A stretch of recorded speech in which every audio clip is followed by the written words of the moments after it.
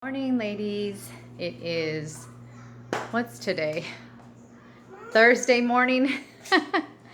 It's already 10:40, I guess, and we have not started on our homeschool morning. Here you go, Adam.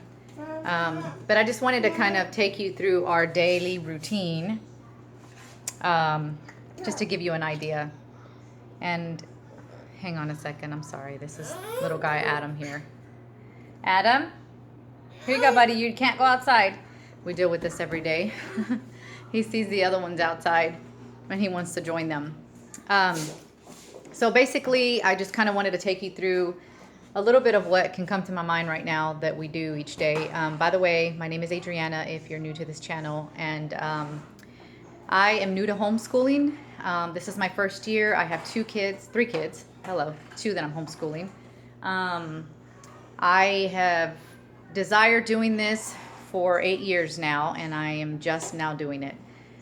It wasn't something that was always in my heart every day. But when I first had our daughter, which is Alexandria, she's 8 now, I had the desire to homeschool. And I talked myself out of it. I think maybe, I don't know, once I had my second child, or just talking myself out of it with my mind, with my doubts, with my fears, thinking, there's no way that I can do this. My personality is, I don't want to say I'm a perfectionist because I can't say that I do everything, the best. I think I could do better at a lot of things. Sometimes I feel like I just kind of do it and then I'm just doing it. And then I realize, what, I could have done that better. I could have put more effort. But I just desire to have structure and organization because it helps me mentally and emotionally to feel better. And I've always had that personality of like, hey, if something looks messy and cluttered, like in a cabinet in my workspace when I was working, like I was the one that enjoyed putting all the supplies together and making it look nice and neat. And I can't say that I knock out every project now at home because it's a little bit challenging with the kids, but for the most part, when I'm able to, that is something that I try to do to make it easy and accessible to everyone. And so I'm learning as I go along. I know that there are so many different and better ways and much more modern ways of doing things today, but I consider myself kind of like traditional in some ways and old school in some ways, which to me is not a bad thing because I appreciate the old ways of doing things and the new things of doing things, the new way of doing things. So whatever it is that works for me is what I'm going to do. I'm going to do my best not to compare myself to people. Just like, for example, this video. I probably don't have the best lighting. I'm moving around, chasing kids and talking to kids as I'm recording. But for me, it's reality. It's being genuine. I do my best to be true to who I am and how my life is. It's not perfect. I'm doing my best to mother our 3 children and be a wife. And there you go. And it happens, Come on, Adam. So with that being said, I woke up this morning. I'm going to say that a lot with that being said. I woke up this morning and I think yesterday it was, I had to do my best to fit ordering the groceries in my schedule because I knew that I was kind of running low on a few things. And I thought, let me knock it out. So I loaded up the kids yesterday and I went to get a Starbucks run because my little one, Adam, is 19 months and he is just full of adventure and he doesn't want to be indoor. Like he wants to be outside. So I have to kind of roll with the punches and just try to figure out how to do school with all 3 of them. So it is easier when he's asleep. But lately, it's like he's been fighting his sleep. We're about to walk into my dirty garage. So I yesterday had set, in desperation of him getting a nap in, I told the kids, let's head out. I'm going to go get me a coffee. I'll get y'all a treat too. And let Adam go to sleep. I need y'all to be quiet. Put the headphones on and let's watch a DVD while Mom is ordering groceries on the phone. And so that's what I did. I mean, that's just taking you there, like what I have to do to make it happen. And so they're enjoying their treat. I'm drinking my coffee. Adam fell asleep. And I placed my order for pickup this morning. I did it for 7:30 because I knew my husband wasn't going to go to work until 10. And it worked out for us. So that's what I did. I woke up this morning and I took him. Alexander, please don't talk to him like that. I woke up this morning and I went and picked it up and grabbed me a Starbucks and enjoyed that few minutes of quiet time, and everybody was still asleep. And because I knew that it was going to be busy with me unloading the groceries and trying to make breakfast real quick before my husband left at 10 or at 9 something, I went ahead and picked up some Chick-fil-A breakfast and brought it home. So that worked out. And so it is now 10:40. Adam slept in today. He usually wakes up around, 7, I would say, as well as Luke. Alexandria she sleeps in a little bit longer. But usually by 10:30, 10:30, I try to start the homeschooling day. Adam slept in, so that kind of threw it off. Now I have to go with plan B and figure out how we're going to do that, which it'll work out. But the kids are outside right now. They started recess early. They come out here and explore and search for their lizards and for whatever they're looking for and just having a good time. And so I'm letting that Wiggles stuff get out with them, let them explore and do their thing, as well as Adam. And then we're going to go back inside and we're going to get started with our morning. And so usually with the morning time, we start off with prayer. I'll either pray or I have one of them pray.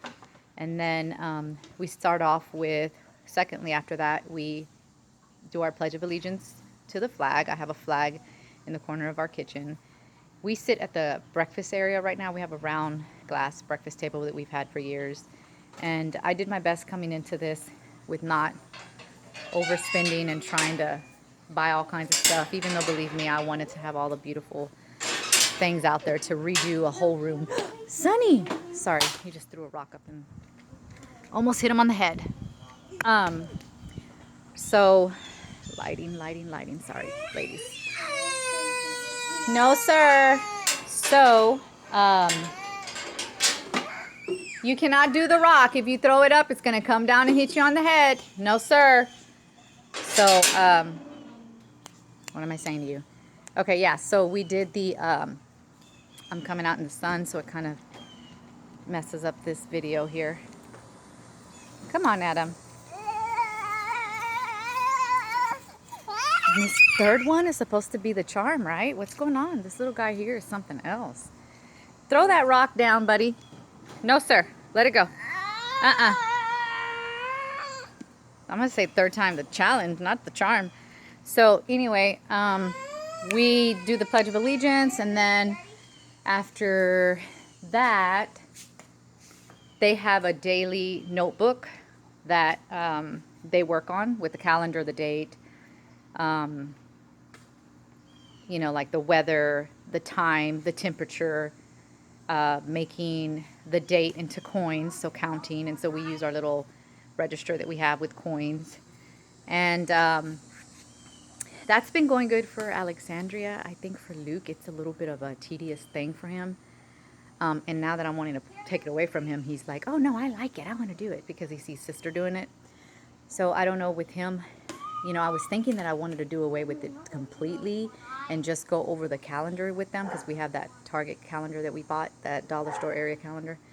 And so I was just going to go over it, with the month. I tell it to them in English and in Spanish, September, septiembre, and then the days of the week, lunes, Monday, martes, Tuesday, and so we go all through the days, and I have them repeat it, and then we say the days of the week, and I write on a refrigerator. We have like a chalkboard painted refrigerator. It was an old eyesore fridge when we moved in this house, and we painted it with chalk paint, and then the kids, I write the date on there, so it comes in handy. It's like our chalkboard, and I'll write it on there so that way whenever Luke is writing the dates, he can refer to that because he still is practicing and not, too good at that yet.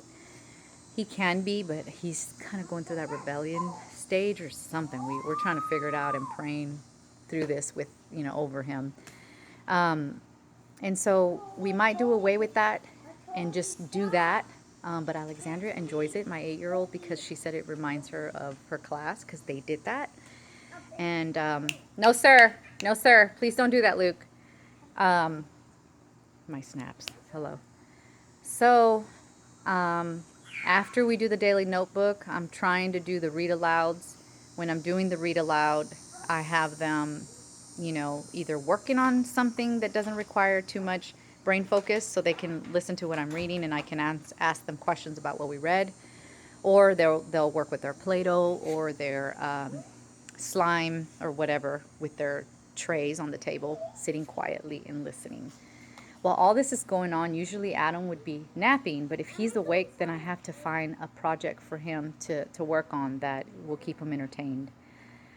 And, I'll go into that another video of what I've done for Adam.